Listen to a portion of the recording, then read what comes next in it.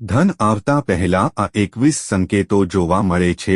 વાસ્તુશાસ્ત્ર અનુસાર એવું કહેવામાં આવે છે કે જ્યારે કોઈ વ્યક્તિ પર ધનનો વરસાદ થવાનો હોય છે, એટલે કે તે ધનવાન બનવાનો હોય છે, ત્યારે કુદરત કેટલાક ખાસ સંકેતો આપે છે. ધન આવતા પહેલા આ 21 શુભ સંકેતો દેખાવા લાગે છે. આ શુભ સંકેતોને ક્યારે અવગણશો નહીં. આ શુભ સંકેતો સૂચવે છે કે તમારા જીવનમાં કોઈ મોટો અને સુખદ પરિવર્તન આવવાનો છે અને દેવી લક્ષ્મી ટૂંક સમયમાં તમારા ઘરે આવવાની છે. હિન્દુ ધર્મમાં દેવી લક્ષ્મીને ધનની દેવી કહેવામાં આવે છે. જે વ્યક્તિ પર દેવી લક્ષ્મી કૃપાળુ હોય છે, તેના ઘરમાં ક્યારેય પૈસાની કમી રહેતી નથી. લોકો દેવી લક્ષ્મીને પ્રસન્ન કરવા માટે ઘરે વિવિધ પ્રકારના ઉપાયો પણ કરે છે. એવું માનવામાં આવે છે કે જે ઘરમાં માં લક્ષ્મીના આશીર્વાદ હોય છે તેના કેટલાક શુભ સંકેતો હોય છે. તો ચાલો જાણીએ કે તે શુભ સંકેતો શું છે. પણ તે પહેલા, જો તમે પણ ઈચ્છતા હોવ કે લક્ષ્મી માતાના આશીર્વાદ તમારા પર રહે, તો વિડિયો અંત સુધી જુઓ અને આ વિડિયોને લાઇક કરો અને ચેનલને સબસ્ક્રાઇબ કરો. કોમેન્ટ બોક્સમાં જય લક્ષ્મી માતા લખો. નંબર 1. જ્યોતિષ શાસ્ત્ર અનુસાર જો કોઈ પુરુષના જમણા હાથમાં અને સ્ત્રીના ડાબા હાથમાં ખંજવાળ આવતી હોય તો તે એક શુભ અને શુભ સંકેત માનવામાં આવે છે. તેનો અર્થ એ છે કે જીવનમાંથી પૈસા સંબંધિત સમસ્યાઓ દૂર થશે અને નાણાકીય સ્થિતિ મજબૂત બનશે. નંબર 2. જો તમે સવારે ઉઠતાની સાથે જ શંખનો અવાજ સાંભળો છો, તો તે જીવનમાં સારા ફેરફારોનો સંકેત માનવામાં આવે છે.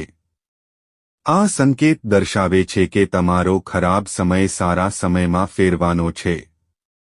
ઉપરાંત, તમે જીવનમાં કંઈક મોટું પ્રાપ્ત કરી શકો છો. નંબર 3. જો તમને અચાનક તમારા ઘરમાં કાળી કીડીઓ લાઇનમાં ફરતી દેખાય અને તેઓ ખાદ્ય પદાર્થો પર હુમલો કરવા લાગે, તો સમજો કે માં લક્ષ્મી તમારા ઘરમાં પ્રવેશી છે. આ તમારા ઘરમાં પૈસા આવવાનો સંકેત પણ હોઈ શકે છે. નંબર 4.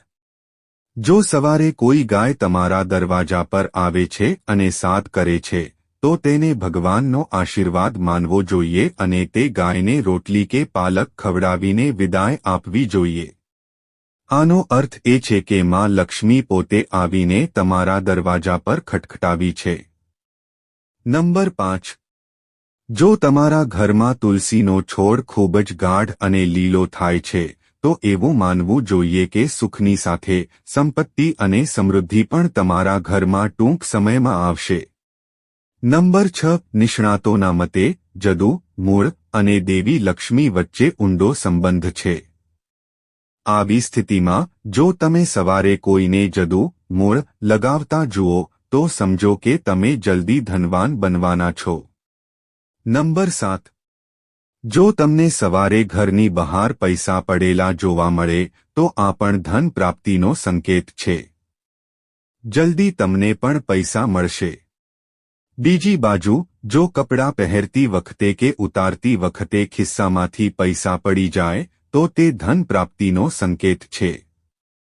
નંબર 8. જો તમારા ઘરના દરવાજાની બહાર અગ્નિ છોડ ઉગે છે, તો તે સૂચવે છે કે તમે ધનવાન બનશો. આ તમારા માટે એક સારો સંકેત છે. આનો અર્થ એ છે કે તમારા ઘરમાં ટૂંક સમયમાં ધન આવવાનું છે. નંબર 9. બિલાડીના બચ્ચાને જન્મ આપતી હોય તે પણ એક સારો સંકેત છે. જો બિલાડી તમારા ઘરમાં બિલાડીના બચ્ચાને જન્મ આપે છે, તો તે એક સારો સંકેત છે.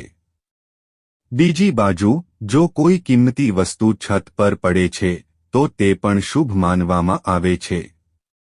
શાસ્ત્રો અનુસાર જો કોઈ જગ્યાએ ગરોળી દેખાય, તો તે ખૂબ જ શુભ માનવામાં આવે છે. નંબર 10. મહાલક્ષ્મીજી એમ પણ કહે છે કે જો ગરોળી એકબીજાનો પીછો કરતી જોવા મળે, તો તે ઘરની પ્રગતિનો સંકેત છે. દિવાળીના દિવસે તુલસીના છોડમાં ગરોળી જોવી ખૂબ જ શુભ માનવામાં આવે છે. આ અપાર ધન પ્રાપ્તિનો સંકેત છે. નંબર 11. જો તમને સવારે અચાનક તમારી આસપાસ શેરડી દેખાય તો તે સ્પષ્ટ સંકેત છે કે તમારા દિવસો બદલાવાના છે. નંબર 12. જો તમે લાંબા સમયથી તમારા ઘરની બહારમાં લક્ષ્મીનું વાહન ઘુવડ જોઈ રહ્યા છો તો માની લો કે મહાલક્ષ્મી તમારા ઘરે આવવાની છે. માં લક્ષ્મી ચોક્કસપણે ત્યાં જાય છે અને તમને ટૂંક સમયમાં અપાર ધન પ્રાપ્ત થશે. નંબર 13. સ્વપ્નમાં પીળા કે લાલ ફૂલો જોવા એ સંપત્તિની નિશાની માનવામાં આવે છે.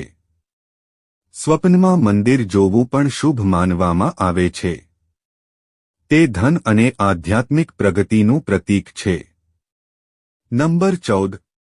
સ્વપ્નમાં લાલ સાડી પહેરેલી સ્ત્રીને જોવી એ દેવી લક્ષ્મીનું ચિહ્ન માનવામાં આવે છે. સ્વપ્નમાં ઊંચાઈ પર ચઢવું એ પ્રગતિ અને સફળતાનું પ્રતીક માનવામાં આવે છે. નંબર 15.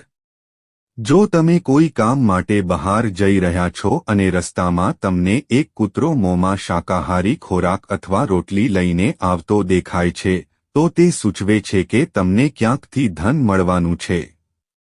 નંબર 16. જ્યારે માં લક્ષ્મીના આશીર્વાદ તમારા પર હોય છે ત્યારે તમે બ્રહ્મ મુહૂર્તમાં જાગવાનું શરૂ કરો છો. તમારી દિનચર્યામાં સુધારો થવા લાગે છે અને ધીમે ધીમે બધી મુશ્કેલીઓ દૂર થવા લાગે છે. શાસ્ત્રોમાં એવું પણ કહેવામાં આવ્યું છે કે જો તમે સવારે 3 થી 5 વાગ્યાની વચ્ચે જાગો છો તો તમારા જીવનમાંથી દુઃખના વાદળો દૂર થવા લાગે છે અને મહાલક્ષ્મીના આશીર્વાદ તમારા પરિવાર પર દેખાવા લાગે છે. નંબર 17.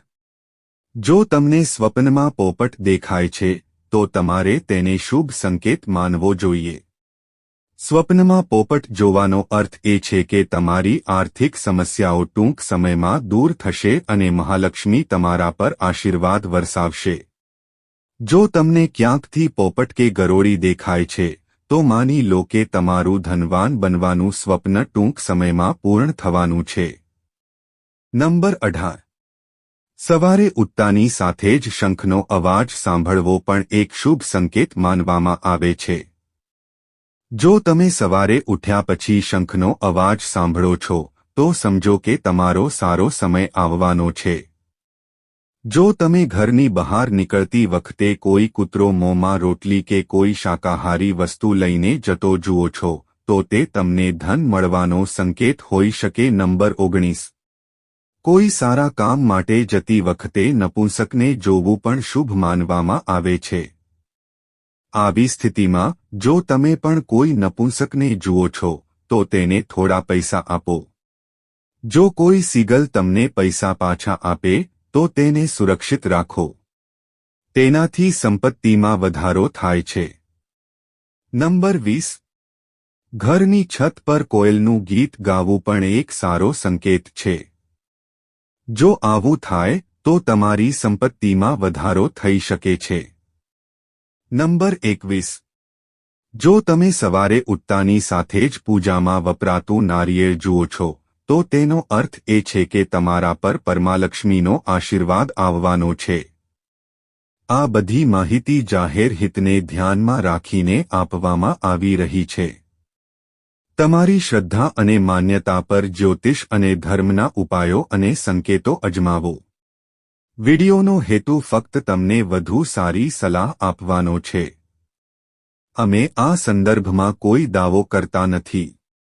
મિત્રો, જો તમને વિડિયો ગમ્યો હોય તો કૃપા કરીને લાઇક અને સબસ્ક્રાઇબ કરો. આભાર.